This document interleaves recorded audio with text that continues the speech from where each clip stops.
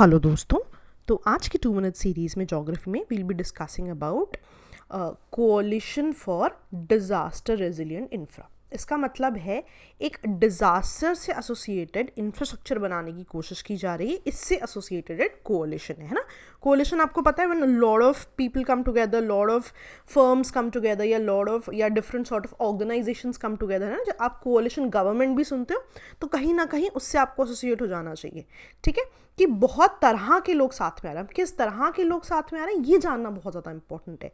सी, नाम से आपको पता तो लग गया कि डिजास्टर से एसोसिएटेड कुछ है, ठीक है, बट ऑप्शंस इतने इजी नहीं आते, ठीक है। अगर आप यहाँ पे ध्यान दो तो ये एक कोalition है जिसका एजेंडा क्या होगा, ऑब्वियसली नाम से पता लग रहा है कि आप प्रमोट कर रहे हो डिजास्टर से एसोसिएटेड इंफ्रास्ट्रक्चर। लेकिन किस तरह की ऑर्गेनाइजेशन है, किस तरह की कोalition है, क्या सिर्फ और सिर्फ गवर्नमेंटल एजेंसीज हैं? तो ध्यान देना कि कोalition है किस किस तरह की एजेंसीज की। बहुत सारी यूएन की एजेंसीज हैं, बहुत सारे मल्टीलेटरल बैंक्स हैं, प्राइवेट सेक्टर एसोसिएटेड है और एकेडमिक इंस्टीट्यूशंस भी एसोसिएटेड है। तो मान लो कि आपको सिर्फ और सिर्फ ऐसा कह दे कि गवर्नमेंटल ऑर्गेनाइजेशंस जुड़ी हुई हैं, तो उसके लिए आपको पता होना चाहिए नहीं जी ऐसा नहीं है, a lot of other sort of organisations are also associated, ठीक है। तो किस तरह की उनके एग्जांपल्स हैं। तो this is the first thing that you should know कि किस तरह की कोalition है, ठीक है। दूसरा, now this is very simple कि ऑब्वियसली डिजास्टर से एसोसिएटेड इंफ्रा बना रही है तो बेसिकली क्या कर रही होगी, राइट, कि कहीं ना कहीं रिसर्च की बात कर रही होगी, राइट। तो बहुत सिंपल है कि इनका ऑब्जेक्टिव क्या है कि आप R&D को, राइट, प्रमोट करो इन फील्ड्स ऑफ डिजास्टर, राइट, कि डिजास्टर मैनेजमेंट कैसे करनी है, इस पूरे मैकेनिज्म की फिनेंसिंग कैसे करनी है, कुछ इस तरह की, ठीक है। बट यूजली ऐसे ऑप्शंस नहीं आते हैं because these are very easy to recognise. Usually इस तरह के ऑप्शंस में आपको कंफ्यूज किया जाता है, ठीक है। अगर आप देखो तो दो वेरी इंपॉर्टेंट पॉइंट्स। पहली चीज ध्यान रखना कि पहली बार ये जो इंफ्रा है, राइट, ये प्रपोज कब हुआ था एंड लॉन्च कब हुआ था, ठीक है। इनमें हम कंफ्यूज हो जाते हैं। अगर आप देखो तो प्रपोज जो है 2016 में मोदी जी ने किया था in your Asian ministerial conference on disaster risk reduction, ठीक है। तो साल याद रखना इंपॉर्टेंट है, कौन सी कॉन्फ्रेंस इंपॉर्टेंट है एंड कहां पे, न्यू दिल्ली में, ठीक है। तो ये तीनों ही फैक्ट्स इंपॉर्टेंट है, ठीक है।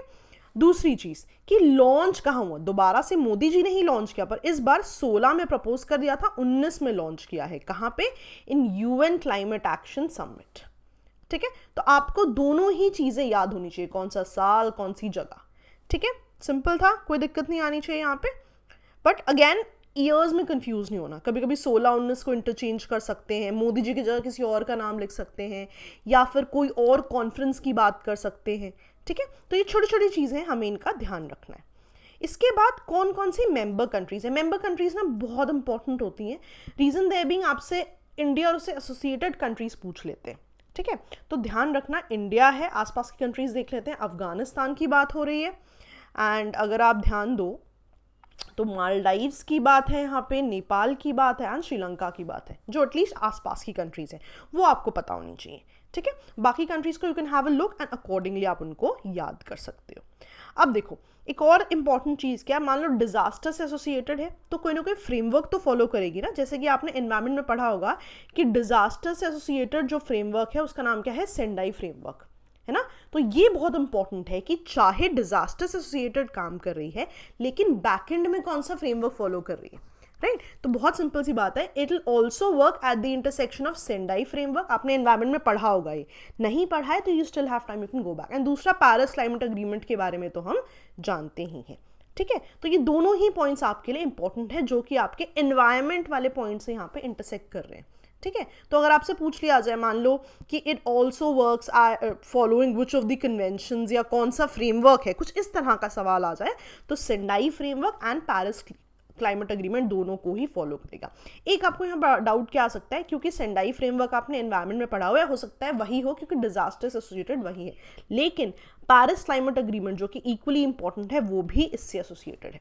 तो ऐसे ऑप्शंस में आपको कंफ्यूज किया जा सकता है, ठीक है। तो आई होप आपको सारे फैक्चुअल डेटा समझ में आ गए हैं कि कौन कौन से फ्रेमवर्क्स हैं, कहाँ पे प्रमोट हुआ, कहाँ पे लॉन्च हुआ, the countries associated with it, तो मोस्टली वही है। Now then there was this thing जो इनके ब्रोशर में अवेलेबल थी तो I have given you that as well कि अगर ऐसे कुछ पॉइंट्स आ जाए आपको तो you should be able to answer, ठीक है। तो बहुत सी सिंपल सी बातें कर रहे हैं कि कहीं ना कहीं इसका मिशन क्या है। सबसे पहले तो अवेयरनेस और कमिटमेंट्स बढ़ा रहे हैं सरकार और अदर स्टेक होल्डर्स की, है ना, कि जितनी भी सरकार या बाकी स्टेक होल्डर्स है, जिस तरह से इंस्टीट्यूशंस, अकेडमिशियंस, उनकी अवेयरनेस को बढ़ाना। दूसरा कि इन सब अवेयरनेस से नॉलेज सिस्टम्स को बढ़ाना, कि जो अवेलेबिलिटी ऑफ नॉलेज है वो भी अवेलेबल, एज इन मान लो कि नॉलेज तो है बट क्या एक्सेसिबल है, क्या आपके लिए अवेलेबल है, उसको भी बढ़ा रहे हैं। ऑल्सो मान लो आपने अवेयरनेस बढ़ा दी, नॉलेज बढ़ा दी, उसके बाद कैपेसिटीज़ भी तो बढ़ाना ज़रूरी है कि अब जो टेक्निकल असिस्टेंस है वो भी अवेलेबल हो, कैपेसिटी बढ़े आपकी, उनके लिए भी बात हो रही है। तो मान लीजिए अगर सिंपल क्वेश्चन आ गया तो ये तीनों पॉइंट्स आपको दे सकते हैं और you should be able to answer, ठीक है। इनके ब्रोशर में अब इन्हीं 3 चीज़ों को कैसे अचीव करना है, ठीक है। इनके ब्रोशर में कुछ पॉइंट्स थे, आप पढ़ लीजिए, बहुत इंपॉर्टेंट नहीं है, कि गवर्नेंस एंड पॉलिसी पे काम करेंगे, रेजिलियंस स्टैंडर्ड्स बनाएंगे, कैपेसिटी को डेवलप करेंगे, फिनेंस में काम करेंगे, कम्युनिटी अवेयरनेस बढ़ाएंगे। तो ये कुछ जनरल पॉइंट्स हैं, इनको आपको रट्टा मारने की जरूरत नहीं है, बस एक बार पढ़ लीजिए, हो सकता है आ जाए, बिकॉज उनके ब्रोशर में अवेलेबल था, मैंने दिया है। नहीं तो यूजुअली इतने ईजी क्वेश्चंस नहीं आते हैं, but if you lucky you could get one of the options, ठीक है जी। सिंपल था, पूरा समझ में आया। अब क्योंकि मैंने आपको बोला सेंडाई फ्रेमवर्क यहाँ पे है, तो वो एनवायरमेंट का टॉपिक है, मेक श्योर आप उसको पढ़ लें, ठीक है। एंड जस्ट टू इंश्योर कि आप पढ़ ले, मैंने इस स्लाइड के एंड में आपको क्वेश्चन दिया हुआ है, you have to try to solve it as well, ठीक है। तो यहीं कहीं आपका टॉपिक भी हो जाएगा, रिविजन भी हो जाएगा। For example let's try to answer the question कि सेंडाई फ्रेमवर्क से एसोसिएटेड क्या इंपॉर्टेंट है, ठीक है। तो ये कह रहे हैं Sendai framework is a 15-year non binding agreement which recognises that state का प्राइमरी रोल है इन रिड्यूसिंग द डिजास्टर, ठीक है। और स्टेट को बाकी सबके साथ, बाकी जो स्टेक होल्डर्स हैं उनके साथ भी रिस्पॉन्सिबिलिटी शेयर करनी चाहिए ना। बाकी स्टेक होल्डर्स कैसे, प्राइवेट सेक्टर और लोकल गवर्नमेंट जो भी हो। दूसरा वो कह रहा है ये फ्रेमवर्क कब अडॉप्ट हुआ था, ठीक है। तो वो कह रहा है 2015 में जापान में, ठीक है। तो अब आपने देखना किन किन फैक्ट्स पे आपने ध्यान देना है। आप देखोगे कि क्या 15 साल का अग्रीमेंट है सेंडाई फ्रेमवर्क, क्या ये बाइंडिंग है या नॉन बाइंडिंग है, क्या ये बोल रहा है कि स्टेट का प्राइमरी रोल है इसमें, ठीक है। तो इस पे आपने ध्यान देना है। प्लस अडॉप्शन कहाँ हुई है, अडॉप्शन में भी देखो 3 डेटा है, रादर 4 डेटा है। पहला क्या कह रहा है कि 3rd UN world conference on disaster risk reduction, क्या यहाँ पे हुआ है। नेक्स्ट जापान में हुआ है, जापान में कहाँ हुआ है, वो भी तो सेंडाई फ्रेमवर्क है, तो ऑब्वियसली दिस इज ऑब्वियस कि सेंडाई में ही हुआ होगा।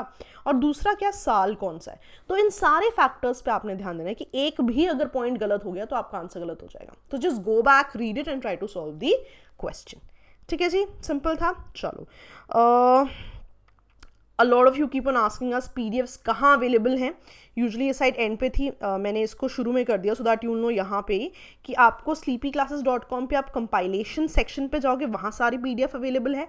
आप हमारा टेलीग्राम चैनल ज्वाइन कीजिए विच इज़ दिस, यहाँ पर भी अवेलेबल है, ठीक है। तो I am gonna talk about the programmes now. If you are not interested in any of the programmes या आप ऑलरेडी हमारे स्टूडेंट्स हैं, आप यहाँ वीडियो को रोक सकते हैं, you can go back and read about Sendai framework, ठीक है। 2020 एस्पिरेंट्स, बहुत सारा समय मिल गया है आपको। दिस इज अ टाइम जब आप अपने आप को रीप्रोग्राम कर सकते हैं। तो we'll be coming up with answer writing module, इस बार 24 दिन से ज़्यादा का होगा, we'll be launching it some days, तो आप चाहें वो ज्वाइन कर सकते हैं। क्रैश और टेस्ट की तो आपको पॉसिबिलिटी पता ही है, राइट। इसके अलावा वेरी इंपॉर्टेंट, अभी भी टाइम, अगर आपको लगता है कि आपका कोई सब्जेक्ट वीक है, you can take your individual courses. इसके अलावा 2021 के भी कोर्सेज आपको सारे पता हैं, ऑप्शनल्स पता हैं, ठीक है। तो ये सारे कोर्सेज आप ले सकते हैं। एक जो एडिशनल मैं आपको बताऊंगी, एक पंजाब PCS का कोर्स है, ठीक है। तो डिफरेंट तरह के कोर्सेज हैं। अगर आप ऑलरेडी GS स्टूडेंट हैं, आप कुछ स्पेसिफिक कंपोनेंट्स के कोर्सेज ले सकते हैं। इफ़ नॉट, आप कंप्लीट कोर्सेज भी ले सकते हैं। आप sleepyclasses.com पे जाइए, बिल्कुल शुरुआत में वहाँ पे आपको पंजाब PCS का टैब दिख जाएगा, you can click on that and you will get all your courses, ठीक है। सो जैसा कि मैं हमेशा कहती हूँ कि जितने भी प्री प्लस मेंस कोर्सेज हैं उनकी इवैल्यूएशन भी होगी, तो you can go there as well. तो you can actually visit sleepyclasses.com, वहाँ पे आपको सारे वीडियोज़ मिल जाएंगे, ठीक है जी। चलिए, that was all for today. Okay दोस्तों, बाय बाय।